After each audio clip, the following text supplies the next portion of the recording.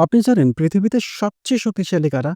যারা ভেঙে গিয়েও ভেঙে পড়ে না। যারা বুক ভরা কষ্ট নিয়েও প্রতিদিন আকাশের দিকে তাকিয়ে হাসতে জানে।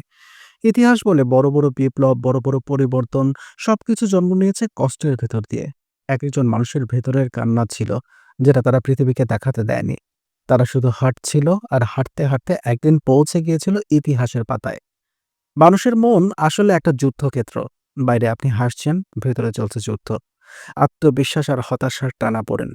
মনোবিজ্ঞান বলে যে মানুষ এই ভেতরের যুদ্ধে জিতে যায় সে বাইরে হারলেও আসলে কখনো হারেনি। তার হাসি একটা বিদ্রোহ, একটা ঘোষণা। আমি এখনো বেঁচে আছি, আমি এখনো লড়ছি। জীবন কোনোদিনই ফেরার ছিল না। কষ্ট আসবে, হার হবে, প্রিয়জন হারিয়ে যাবে। কিন্তু জীবন মানে কি কেবল হারিয়ে যাওয়া? না। জীবন মানে হারিয়েও হেঁটে যাওয়া। জীবন মানে ভেঙে পড়েও আবার নিজেকে জোড়া লাগিয়ে সামনে এগিয়ে যাওয়া। আপনি যদি আজ হেরে যান, কাঁদেন, ভেঙে পড়েন, সেটা দোষের কিছু না।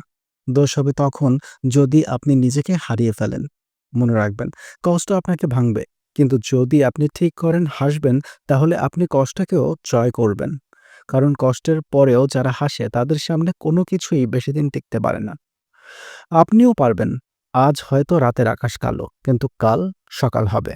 আপনার হাসিটাই হবে সেই ভোরের আলো, যা একদিন শুধু আপনাকেই নয়, চারপাশের মানুষকেও জাগিয়ে তুলবে।